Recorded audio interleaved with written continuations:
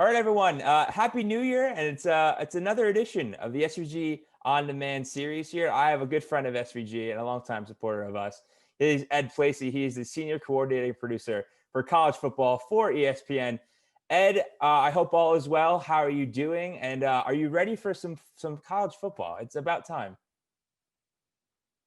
Yeah, no, we've been ready for it. It's good to be back with you. Good to see you a year after our last visit, Chris. And we're excited for our big weekend culminating with the National Championship Game. Well, I really appreciate you taking the time. I know it's busy. I know we were in New Orleans last year. Now you guys get a little bit warmer weather because you will be in Miami for the national title game. And as always, ESPN's pulling out all the stops for the show this year. But we want to focus on the MegaCast. It's the 7th year in a row where you guys are doing it. I believe it's 14 total options you guys are giving fans that are craving some college football. Ed, take me through a quick overview of what the options are this year and any kind of new additions that you guys are adding to the slate. Well, first of all, Chris, I'd tell you that everything starts and ends with the primary game production. A lot of what has built out into the different MegaCast channels are based on the initial primary facilities that come to each game that we determine how do we craft that into its own separate experience. You know, if you think of a game broadcast, especially this magnitude with so many resources, so many options, even the best stuff you have only sees air maybe a handful of times, whether that's the Skycam or pylon cams or the ability to hear from different personalities or, you know, your referees. So when you have a pretty robust main production, you know, we've been able to continue to grow the MegaCast each and every year. Now 14 productions. We only really lost one of the productions over last year due to the pandemic. That was really the Field Pass. The Field Pass was our production in which we had 4 personalities calling the game and giving their perspective and context from the sideline. So we knew and have been managing that all season long, how many people can be on the field, just space and amount of resources.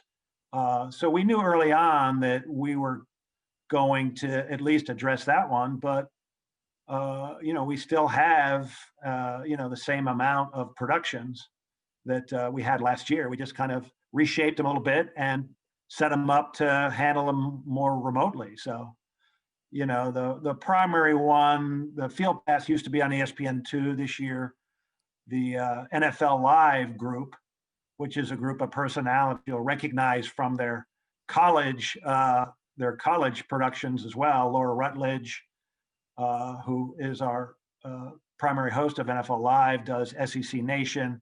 She's been a reporter on our biggest game. She's all over the place for us on college and now on pro football. Marcus Spears, Dan Orlovsky, 2 great college voices for us in the past that are now back and forth between college and NFL. And then Mina Kimes. We'll add Todd McShay into the list to hit some draft perspective. And it's interesting, that's a group that will be doing a MegaCast production for our NFL coverage of the wild card the day before. And we've been rehearsing with them over the last few months. And the more we heard their chemistry and their style and just how well they get along, that's when it started to become more talked about that, hey, these guys are as ready as anything we have to offer. Let's give them a big window on the college football national championship as well. So we have that. We have our Skycast, which is you know, a production that's evolved nicely over the years. We used to simply just put the Skycam on the air, right. And you know, there was a lot of conversation about that as some foggy weather forced another network to cut to that camera quite a bit a few years ago. And they asked us about it, and they said, would you ever consider doing that? And we said, we've been doing that since Tim Tebow was playing. Right. But we weren't pushing that on our main broadcast because we knew that it was not everybody's taste, but we know it's a lot of people's taste. And we kept working on it. We added replay effects to it. Now we've added public address to give that feeling of being in the stadium. And it's become one of our more popular week-to-week channels that we offer four games a week during the regular season. And we're happy to add some additional window dressing to it as we move it to one of our linear channels. It'll be on ESPNU. So we've got that. Command Center, which is multiple views and stats. We've got Data Center with Zubin Mehenti, who is an encyclopedia all to himself of all sports, but college football among them, with Brad Edwards.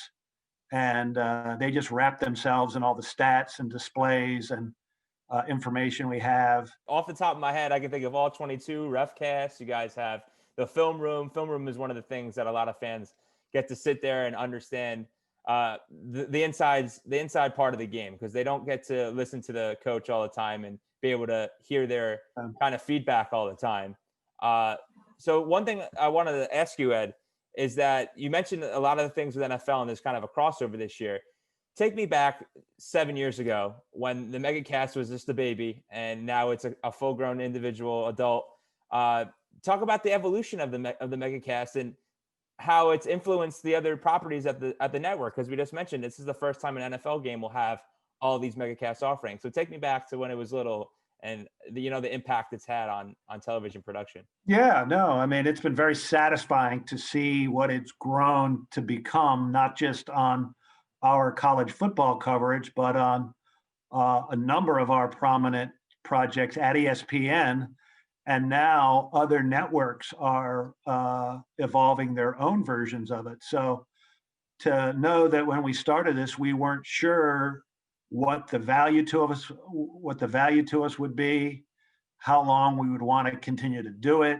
Was it just a passing fad that would quietly go away until you found something else to do? Right. It became something that continued to grow.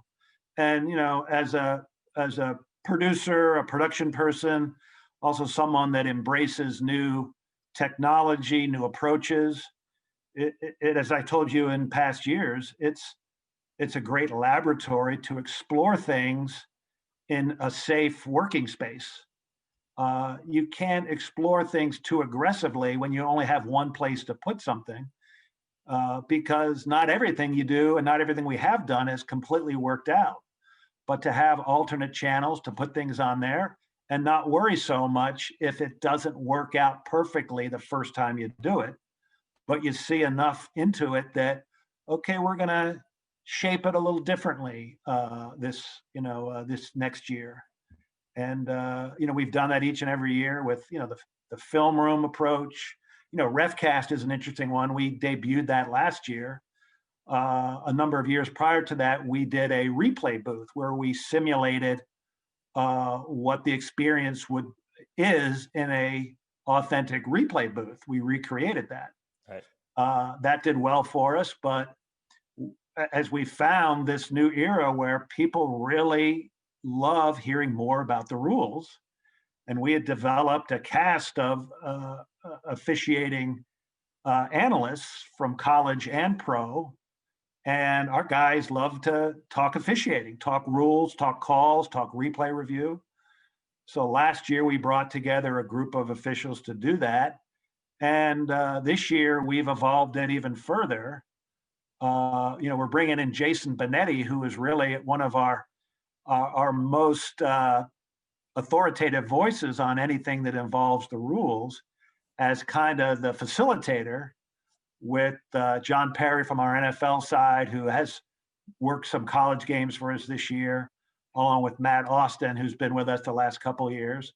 And we're bringing in Herm Edwards to offer a coach's perspective on the officials and the interaction between officials and coaches during the game, and how they view certain calls versus how officials view certain calls. So, each and every year, it's a laboratory where we're tweaking, tinkering, exploring new possibilities, and there's no better way to do it. So we we can't get enough of this opportunity and forum to try it out. Right. You mentioned a lot about innovation and trying to experiment with new things. And we mentioned last year how you guys started to use those RoboCams with the PTZ type of capability to make sure you get those nice clear shots and be able to see where the player was in, or it's not so much static. But I want to talk a little bit about the traditional camera, the Skycam. We mentioned it before.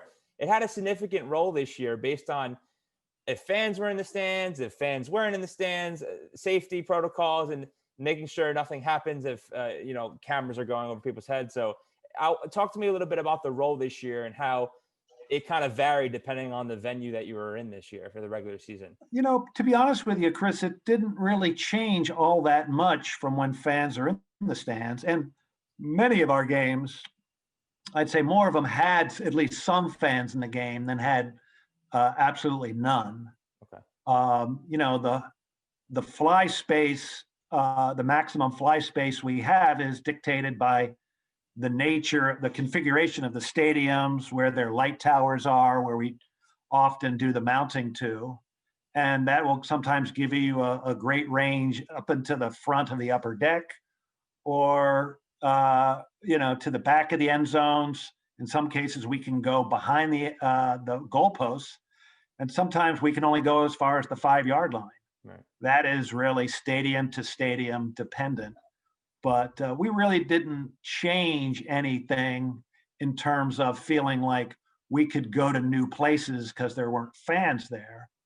But we went to less places because there weren't fans there. We wouldn't go up in the stands as much if there weren't fans there. But, the one thing that did and is having a more dramatic effect across all of sports because of COVID, the pandemic, impacting the amount of attendance has been drones. And, there still is plenty of safety precautions and protocols that must be adhered to. But the biggest one is you can't fly in proximity of people.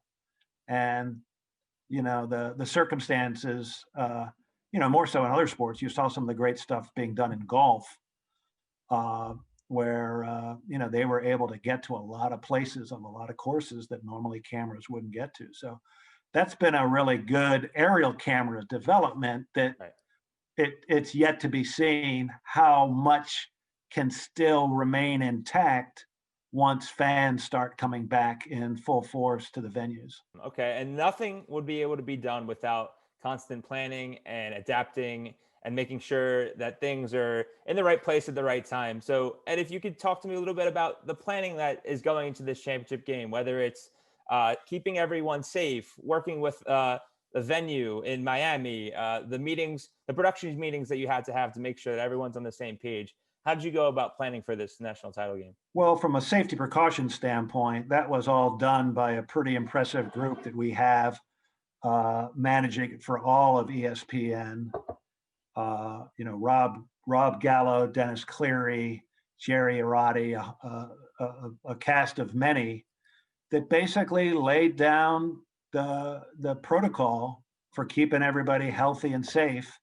And we've had a tremendous season, relatively speaking, because of the guidelines they put down. They weren't easy either, and people weren't 100% thrilled with how difficult they seemed at first, but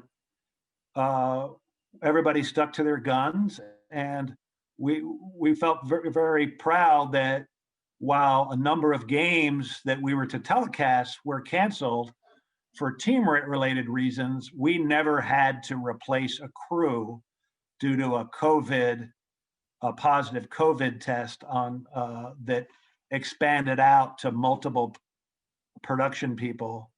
They were isolated cases that, because of our game plan, were well contained. And we kept everybody to functional groups and functional areas where people didn't cross over. And so that's really carrying on right into the championship game. It's made it really a lot easier than you would think going into the championship game, because our people have been living this protocol for 4 months, and hard at first, no doubt about it.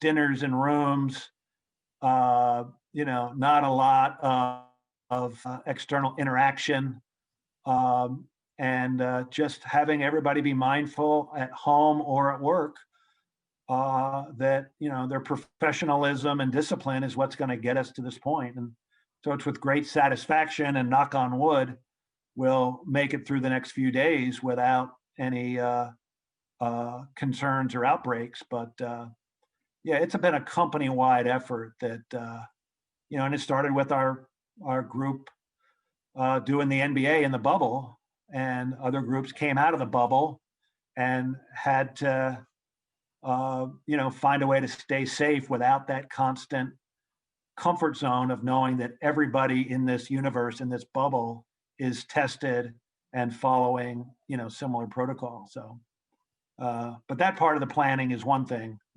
The rest of the undertaking of the national championship game, I mean, hopefully you'll connect with Derek Mobley, our director, John LaChance, our operations producer, and Jack Coffey, who's our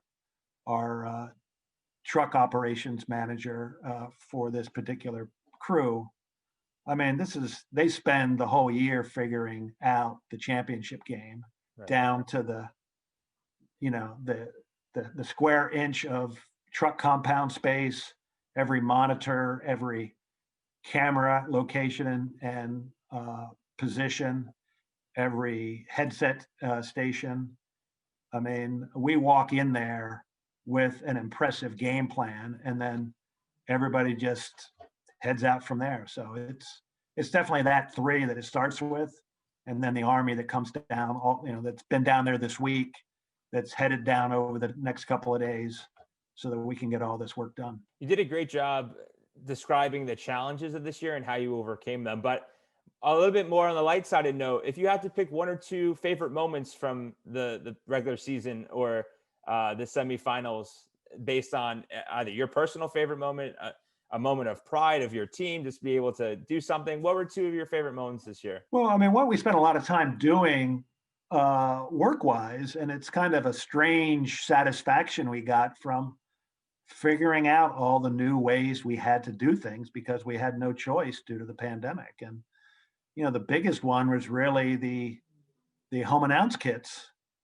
The amount of our broadcasts that were done by people in their homes was staggering if you thought about it before the season. And it kind of culminated this past week when we got late notice that Kirk Herbstreit wasn't going to be able to go to the game.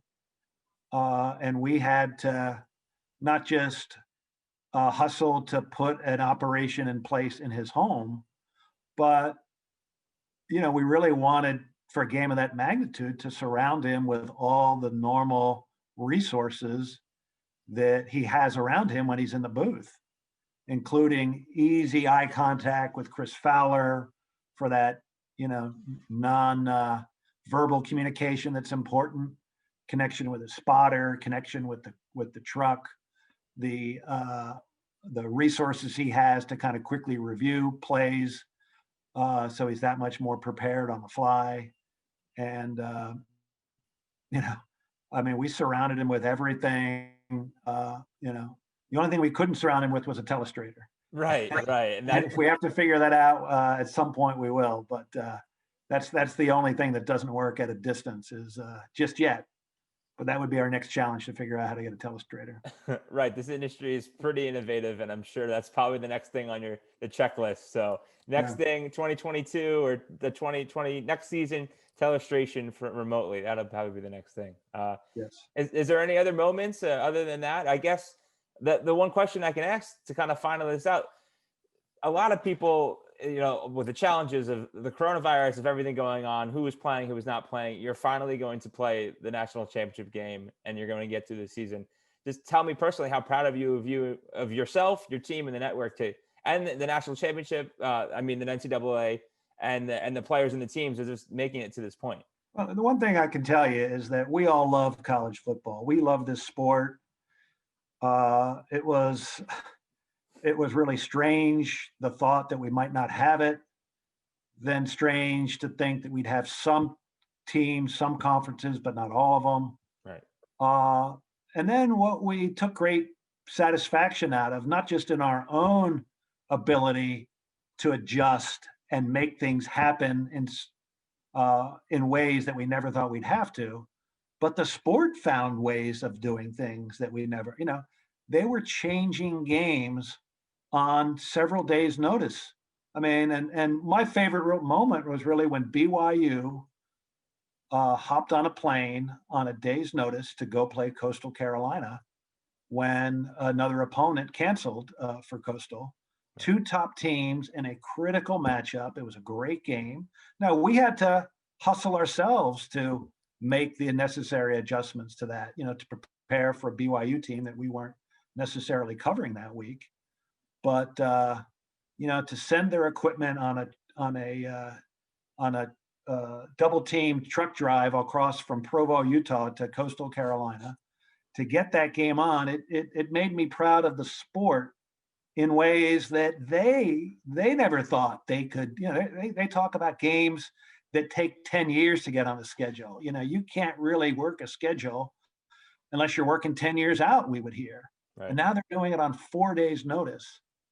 And then they were playing games in early and mid-December, which they said was impossible because of exams, which is legitimate. Yeah. But we all know now we can take exams remotely, because most of college was taking, and I have a daughter in college, taking her exams over Zoom and over remote versions of that. Right. And everybody learned new ways of doing things that made new things possible. And then having championship weekend where there were other games besides games being played to win the conference, I thought that was a wonderful development for the sport. Games that you can put together that may tell you more about the quality of some teams that just didn't make their championship game. So there's a lot of wonderful developments that make me excited for the sport to talk about things that we know we can do because we were forced to try. Well said, Ed. That's a good kind of bow on the season. The work's not done yet, but you put a nice little bow on everything, and hopefully for a brighter future for the industry and for the whole entire sport of college football. Ed, I really appreciate you taking the time. Best of luck this upcoming weekend and when the national title game is played. Congratulations on a great year. You and your staff have working incredibly hard, and you guys did admirable work to make sure people were safe and games were on for the country. With that said, Ed, I appreciate it. Hope to see you sometime soon when this thing is over, and good luck. Yep, my pleasure, Chris. Take care. Thanks again.